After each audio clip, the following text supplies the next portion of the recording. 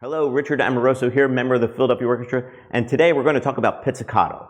We do a lot about bow and left hand, but today we're just going to focus on the right hand and the way to pluck the strings. Before we do so, please hit the subscribe button. Thank you. So what's the proper technique for pizzicato? Let's just start without using the bow. So let's just start by putting the thumb on the corner of the fingerboard, okay?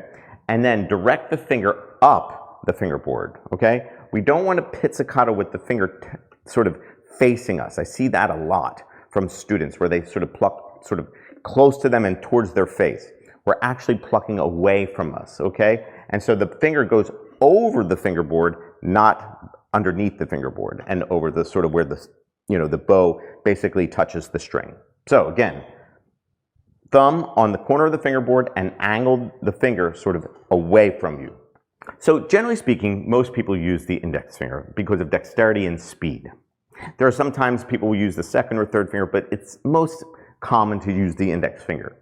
Then, if your fingers are large, sort of use the side of the finger, okay? If they're very, like, sort of fleshy. And again, pizzicato away from your face, okay? And also, depending on how loud or how softly you want to pizz, sort of move the finger closer to your fingers on the left hand, and it will get a little softer tone, okay? The closer you are sort of to the sounding point where the bow goes in first position, the louder the pizzicato. Okay? As you can see, this violin is very resonant, and I'm trying to make sure that the violin resonates. And so that being said, use some vibrato as well.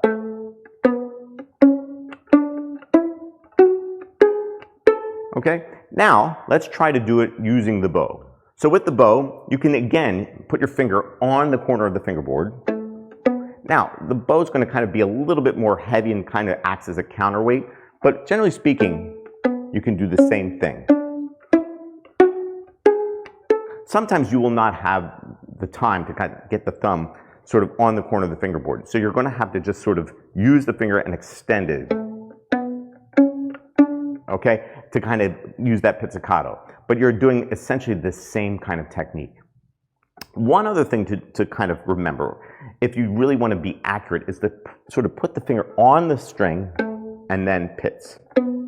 So without having the thumb attached, get your balance by putting the finger on the fingerboard and the string at the same time, and then pizz. Okay? That way to kind of sort of really guarantee that you're going to get a clean articulation. And again, if you want to be a little bit more soft, put the finger a little further up the fingerboard. And you can see how it changes the sound. There's a lot of colors in between here and here, as you can see. Again, really just sort of experiment, have some fun with it, but really make sure that you practice these kinds of things. When you want to pizzicato chords, you want to, again, cover all three strings if you're playing a three-note chord, okay? Or you can do four notes. Put the three fingers down on the three strings, get your left hand ready, and again, pizzicato away from you. Same thing for four notes. And it's a very aggressive motion. You got to use a lot of speed with your arm. And you got to have your left hand also very much prepared when you're doing those chord pizzicati. Give those techniques a try. Again, it takes practice just like everything else.